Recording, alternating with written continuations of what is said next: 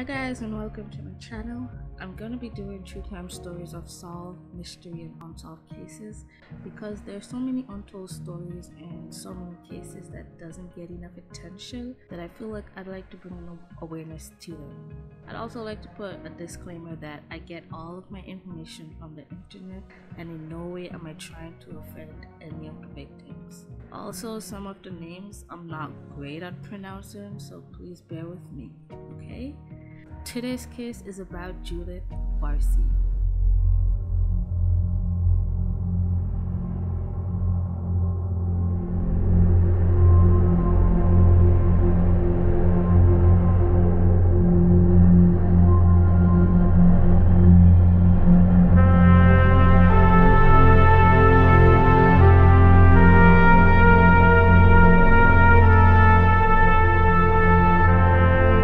Judith Barsi was an American child actress whose career was prevalent in the 1980s. She appeared in different commercial, TVs, and movies. She is known for roles such as Ducky in The Land Before Time, Anne-Marie in All Dogs Go to Heaven, and Carol Seaver in Growing Pains, amongst others. Despite an overwhelming and successful career by the time she was 10, Judith's private life was not a happy one, and it was cut short by her own father, József. Judith was born in California on June 6, 1978, to parents József Barsi and Maria Virovacz. Both of them had escaped their home country of Hungary after the 1956 revolution, but they did not meet each other until several years later. And strange enough, they both had neglectful and abusive childhood. József was born on November 26, 1932, in a rough area of Hungary. His surname indicates that his ancestors probably came from Bars, and he was an illegitimate child that never knew his father and suffered from social rejection and bullying by others and from his own school teachers. At the age of 19, József fled his now communist homeland after the 1956 Soviet occupation. He initially settled in France and married a fellow Hungarian refugee named Clara. They both had met on a train while immigrating to France. They were quickly married and had two children, Barna and Agi. However, József soon developed a drinking problem and began to physically, emotionally, and verbally abuse his wife. The family moved to New York in 1964, where József extended his abuse to his son Barna. So in 1968, Clara escaped with the children to Arizona, but József followed in an attempt to reconcile. Their relationship began to improve, and Clara was delighted to see that her husband had stopped drinking. He found work as a plumber, earning the nickname Arizona Joe. Unfortunately, however, the happiness was short-lived, and no more than a year later, József threw a cast iron skillet at her in a drunken rage. She filed for divorce, leaving her husband for good. When his first daughter, Agi, was 15 years old, she vowed never to speak to her father again and encouraged her older brother to do the same. She also speculated that József resented his mother for allowing his father to abandon him and therefore view all women as whores.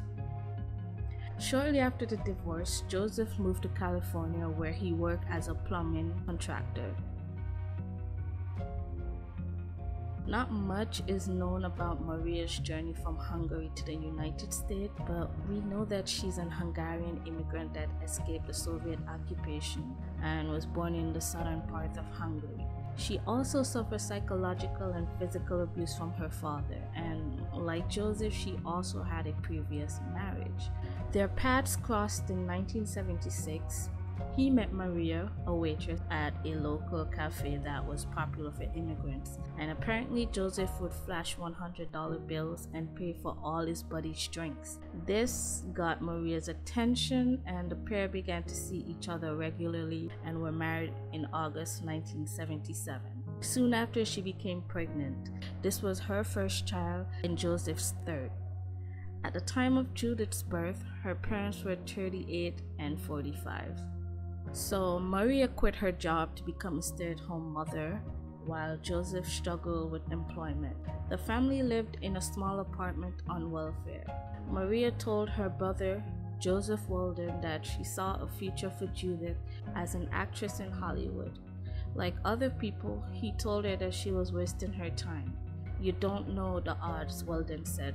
"The odds are 10,000 to 1. But Maria was sure of it.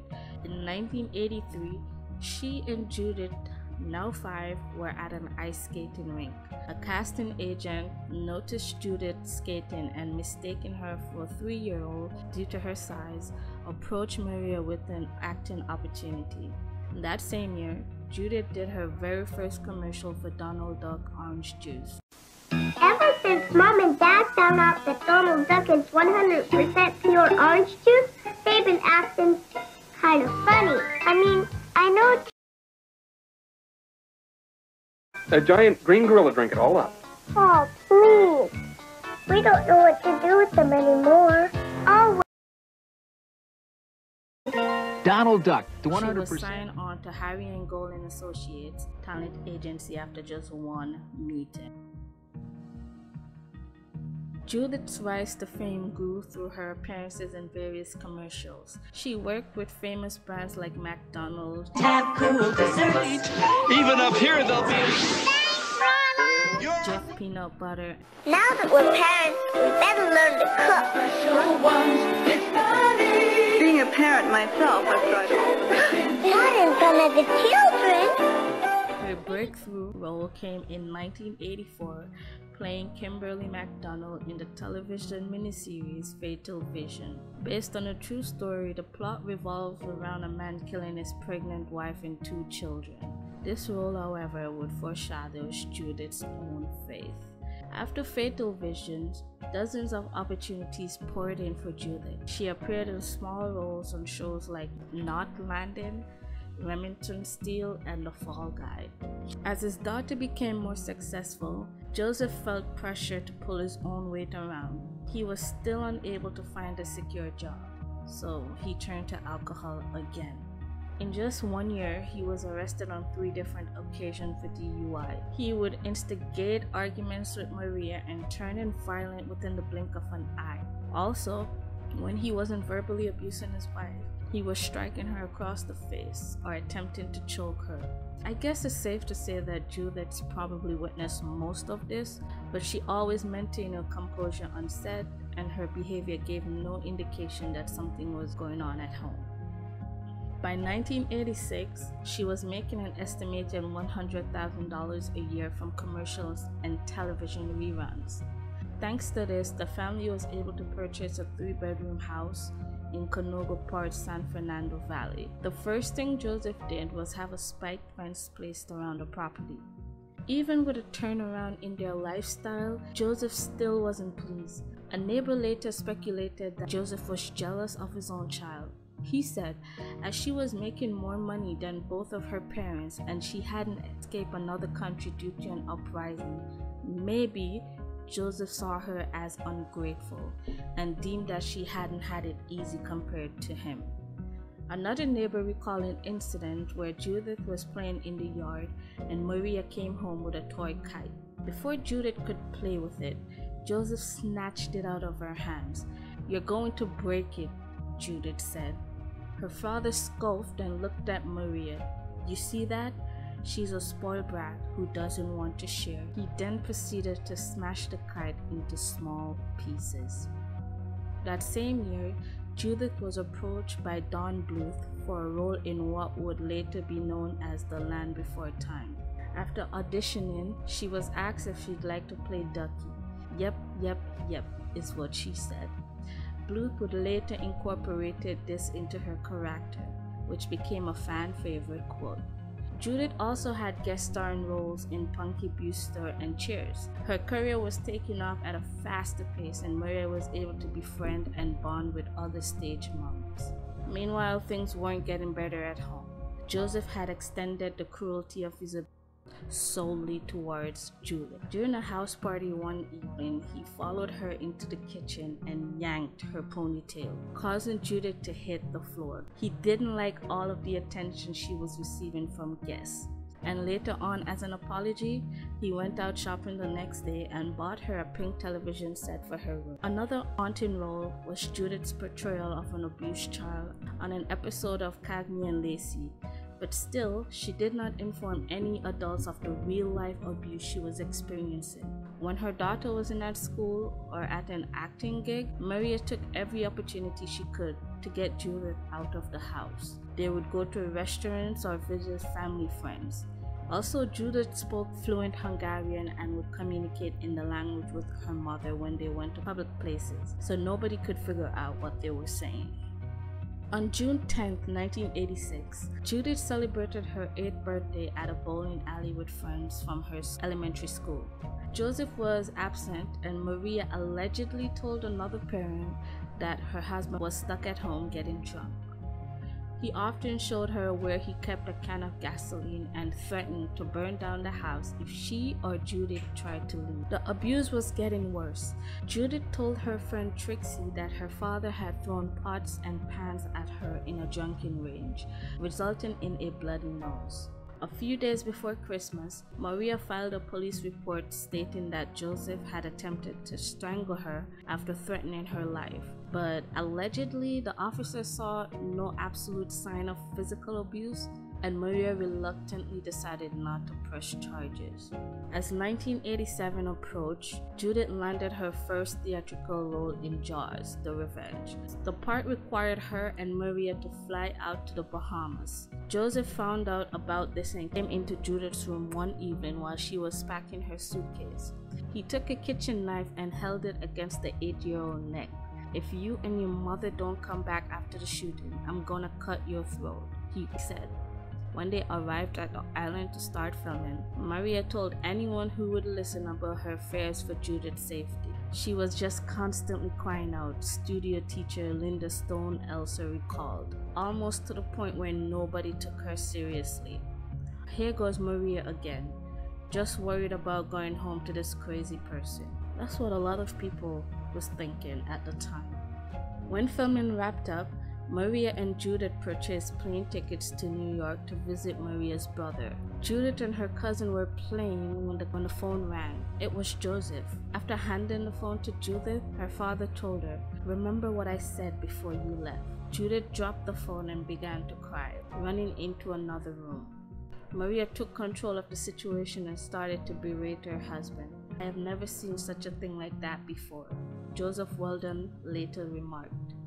Unfortunately, the trip to New York was cut short and Maria returned to California with Judith. Neighbors and friends urged her to leave József. One woman even offered her a home as a temporary safe haven. Maria told different people different things. She would say that she was in the process of filing for divorce, but to others, she would express reluctance to leave.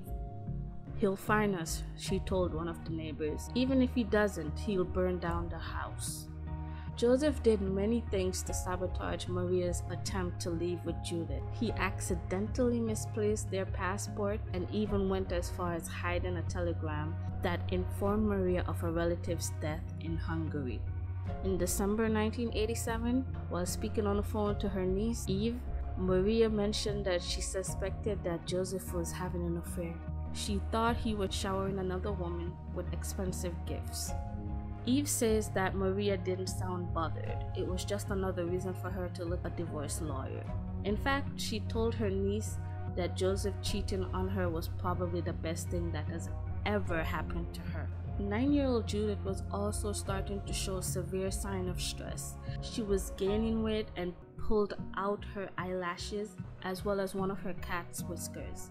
There was also pressure for her to grow taller so she could prepare for older roles. Puberty was delayed and Judith was stuck at the height of 3 feet 8 inches. Trips out of the house were no longer fun or entertaining. Instead, Maria was taking her to receive hormones injections at UCLA. In spite of things, Judith got to play the young version of Carol Seavers on Growing Pains. It was a dream come true because she was a huge fan of the show. While on set, she spent time with the cast member Tracy Gold, who viewed Judith as a little sister.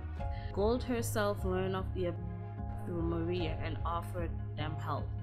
Maria, however, declined. A few months later, Maria Barsi began renting an apartment in Panorama City as a daytime haven for her and her daughter. Judith's career continued without issues as she landed the role of Anne-Marie in another Don Bluth production called All Dogs Go to Heaven.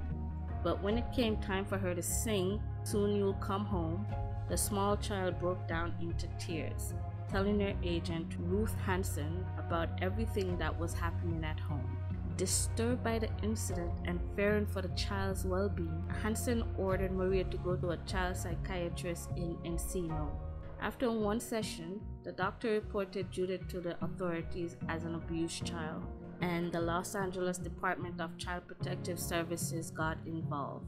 Maria was questioned extensively, but it was unclear as to whether or not Joseph Barsi himself was ever investigated. On May 18, 1988, Judith was able to watch herself on television one last time. She played a dying patient whose parents are going through a divorce in the final season of Sent Elsewhere. As June rolled around, Joseph reached out to his son, Barna, who told Aggie that their father was eager to see them and made amends. He invited the two down to Los Angeles, saying that he was remarried and mentioning that they had a half-sister named Judith. Barna, now 30 years old, accepted the invitation, but Aggie was hesitant. She still didn't forgive her father, but she was curious about little Judith and wanted to meet her, as well as Maria. The older Barsi children arrived just in time to celebrate Judith's 10th birthday.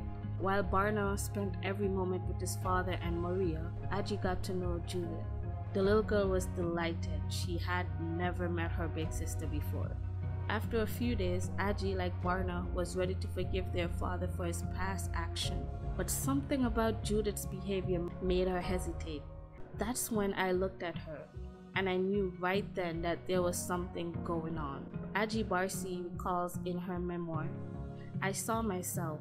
We were the same person. Sickened by the realization that her younger sibling was also experiencing the abuse, Aggie pulled Maria aside and demanded to know what was going on.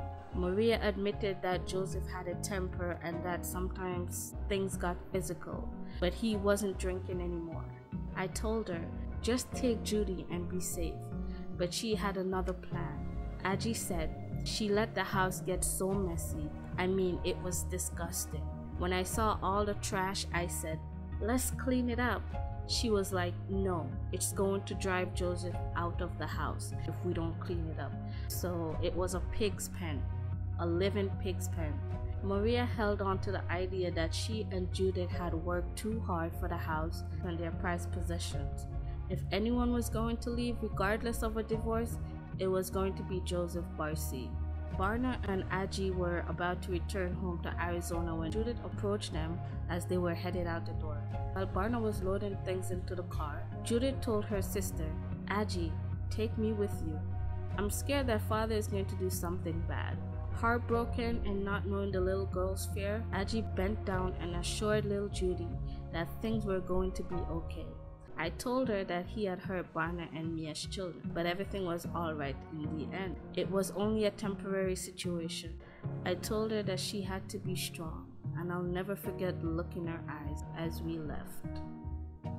At some point in early July, Joseph followed Maria to the apartment in Panorama City. She was carrying boxes, and when confronted, she told him that she was just helping a friend to move in. Shortly after, Maria told her friend that she was planning on cashing Judith's $12,000 tax refund check before her husband could get his hands on it. She was most likely or finally getting ready to leave him and take Judith away once and for all. She had to make sure he would get a little or none of their child's earning until the divorce paper arrived. Maria also notified CPS that she was divorcing Joseph and that she'd be moving into the apartment with Judith. Believe it or not, the social worker took her word for it and didn't even bother to visit the home. They closed Judith's case file the same day. On the morning of Monday, July 25, 1988, Judith Barsi was seen riding her bike around the neighborhood. That afternoon, she had an appointment with Anna Barbera's studio about a voiceover role in an upcoming animated series. For a reason unknown, Judith did not show up, and Maria never called in to say why. It was speculated that a fight between József and Maria broke out and Judith was too upset to go. Another less popular theory is that József was holding them hostage or preventing them from leaving. But however, no one ever saw the Barsi family alive and outside out of their house after that day. What we do know is that Judith put on her nightgown and went to bed. Maria did the same thing. József probably kept himself awake for several hours, contemplating on what to do next. After midnight, József retrieved his .32 caliber pistol and walked into his daughter's bedroom. She died instantly from a single shot to the head above her right ear. Judith was most likely awake when she was killed. Hearing the shots, Maria ran out of her own bedroom and down the hall to confront her husband. She probably tried to fight for the gun. Different sources said that she had defensive wounds, but this was unconfirmed, so we don't know for sure. But Maria was overpowered, forced onto her knees, and shot in the head as well. Ruth Hansen was informed that Judith had missed her appointment and called the Barsi's resident around noon on July 26. She was surprised that József picked up the phone instead of Maria. She questioned him, to which the man replied with, "They went to San Diego. A black car took them away. I'm just here to get my things and say goodbye to my little girl." Confused, Hansen allegedly tried to call the residence again a few hours later, but her call was ignored. At 8:30 a.m. on July 27, neighbor Eunice Daly went outside to water her garden. An explosion alerted her to the Barsi's home, where she saw smoke billowing out of the roof. Firefighters, paramedics, and police swarmed the neighborhood. After the flames were put out, 3 bodies remained inside the residence. Maria, age 48, was found at the end of the hallway. Judith, age 10, was in her canopy bed. It was noted that the cap to the can of the gasoline was found just a few feet away from her body. Both mother and daughter had been burned beyond recognition.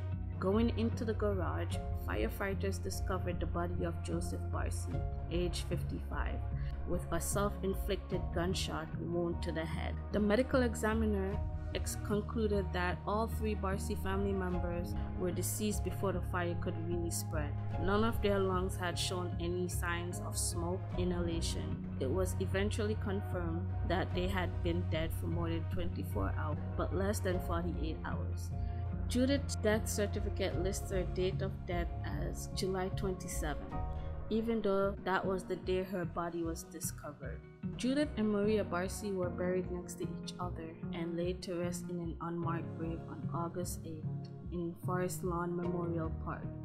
The Los Angeles Department of Child Protective Services was heavily criticized when news of their failure to ensure Judith's safety leaked to the press. In September 1988, the department acknowledged its mistake, stating that caseworkers should be given assistance. Judith's social worker in particular already had 67 cases at the time, which was 27 more than a full load case. Guys, thank you for coming along with me on this tragic story. It is very hard to hear, to research, and to imagine what this poor child had been through. It's really heartbroken. And we have come to the end of this video. Thank you for listening to this child's story. Bye.